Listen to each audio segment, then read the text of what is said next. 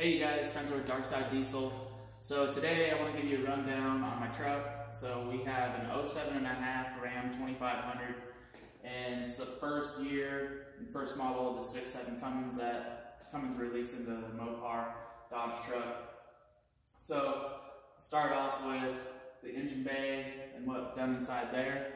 So if you come take a look, we've got a Hellman billet valve cover.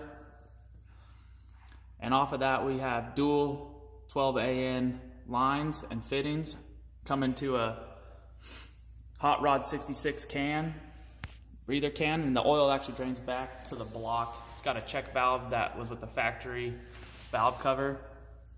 And as you can see, we got a pusher intake horn. We got pusher cold side charge pipe down below. We also have a hot side charge pipe from pusher. They're both 3.5 inch in diameter, and we put a BD charge air cooler on it. It's quite a bit larger than factory, a lot stronger, and it does pretty good in keeping the temps down. We put an S&B intake on it, feeding our factory VGT turbo. We haven't upgraded that yet. We got an exhaust temperature probe, and we also have an S&B scoop down below, feeding our intake.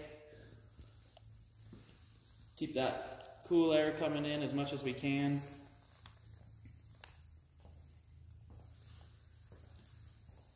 Also on the back of our intake horn, we got 2 jets back there. See if you guys can see those. So we got 2 jets and 2 stainless lines running there, and that's from our Snow Performance water methanol injection kit. We're running about in the 500 plus horse range with the injectors. It's a dual stage. One's for MPG and then one's for power mode is how they describe it. You can also set it up and put it on tow mode, and it'll run off the EGTs and inject right around 1,000 EGTs to start injecting to cool down the exhaust gases. But we don't have that probe in right now, so we don't run that. We just run it on their MPG mode, is what they call it. We got a 7-gallon tank in the bed for holding water methanol. So we just have that plumbed in right there in the bed. Get a better shot from the other side.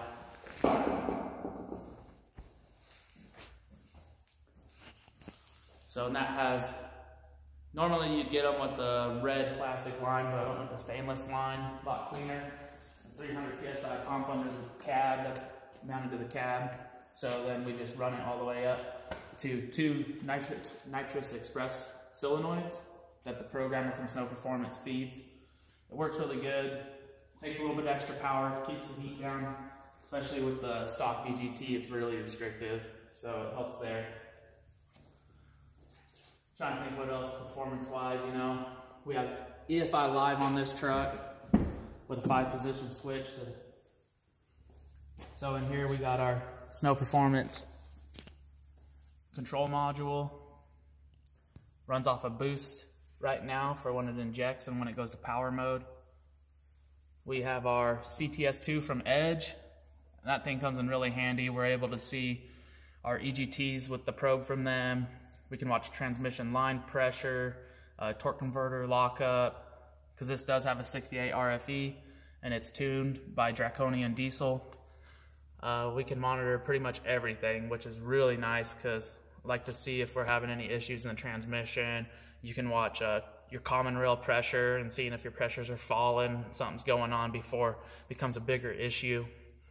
We have installed an aftermarket 5 switches, rocker switches. This is our Snow Performance.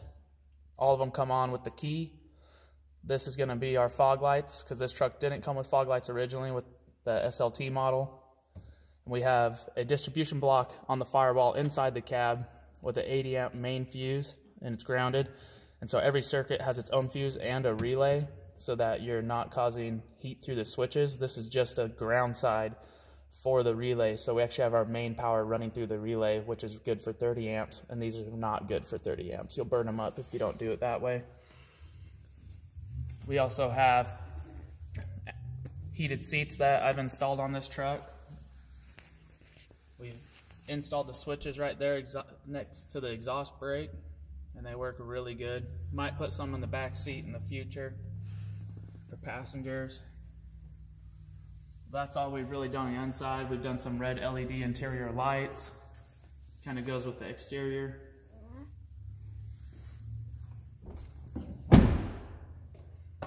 We've done airbags on the truck. They've come in handy for payload in the bed. We don't use it with the trailer since we use a load distributing hitch.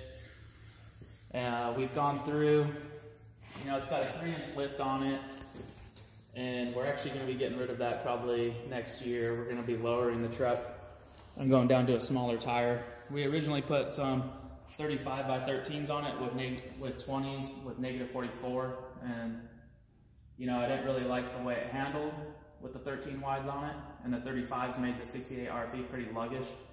So I went down to a 34 and it's 11.77 wide, and their Nitto Ridge Grappler's been really good tires, and we went with a 20 by 10, and I think it's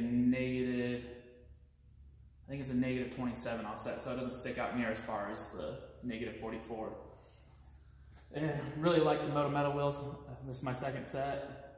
And then, so we've actually upgraded the brakes all the way around the truck. When we're going 100 plus miles an hour and trying to stop, we had brake fade extremely bad. So we ended up putting the power stop, I believe the Z23s. So we did the full package, it's about $1,000 for drilled and slotted rotors, powder coated calipers. You can see those from the back. We'll give you a picture of those. And carbon fiber ceramic pads. I mean, for an 8,000 pound truck, this thing stops on a dime and it'll lock all the tires up before ABS kicks on. I mean, it's a monster. You go from not being able to stop and having no brake pedal, and the fade is horrible from factory when you start turning these trucks up and you start going fast and you can't get slowed down. I think this is a must. Like, it works so well. In the front end here, when we lifted it, we had problems with the axle moving back, of course, with the stock control arms. So we've upgraded to tube style control arms that are fully adjustable on our 4-link up front. Much stronger, much better, more reliable. And we've recentered the front axle, and what'll be nice is when we lower it, we can recenter it again back to stock. And so we have put on the front end, we've actually gone through a brand new set of Moog ball joints. Don't ever recommend those. They wore out in 30,000 miles, like 3 years, and they're completely shot and started wearing out these tires. So we moved over to an EMF ball joint. They're out of Canada.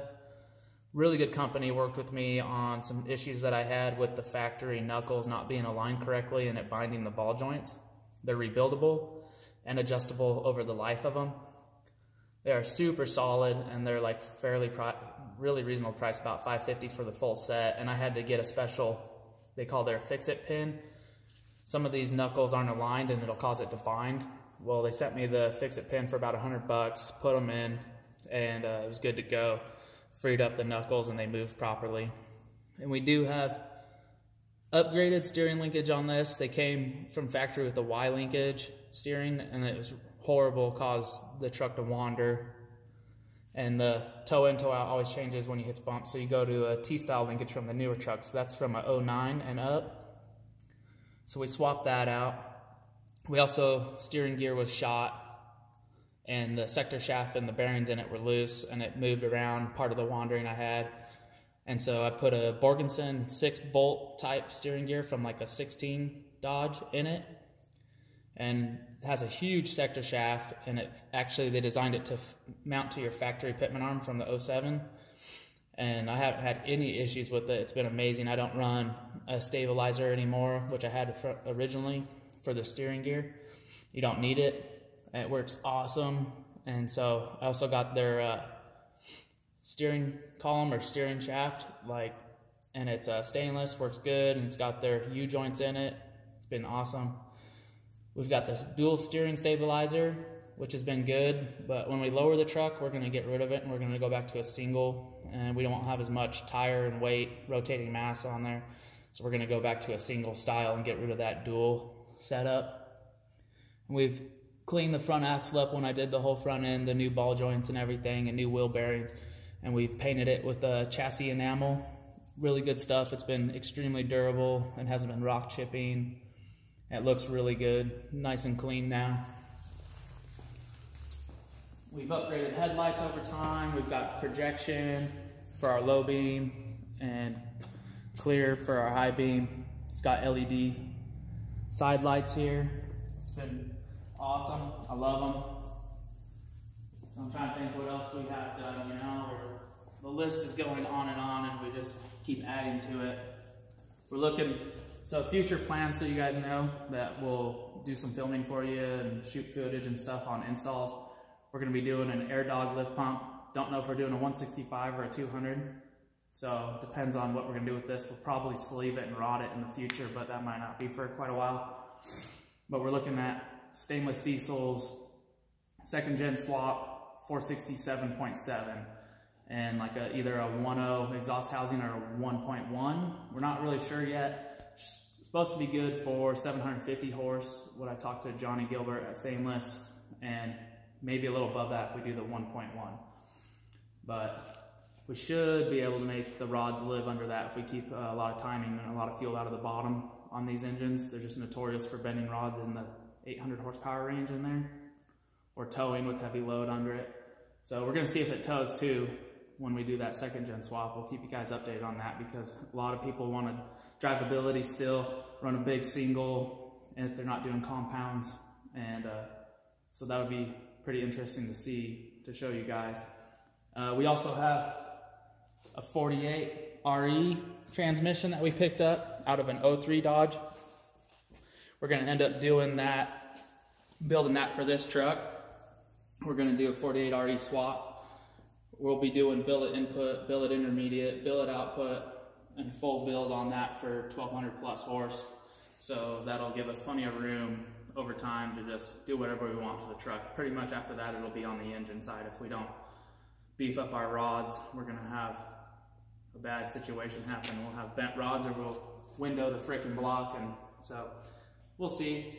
We still gotta upgrade valve train and stuff like that, and push tubes and stuff. So kind of curious to see how long the head gasket and stuff will live on a 467.7. We'll see what kind of power we can make out of it with stock CP3 stock injectors. We'll do that first before we upgrade anything, so you guys can see what you would do if you had a stock fuel system other than a lift pump.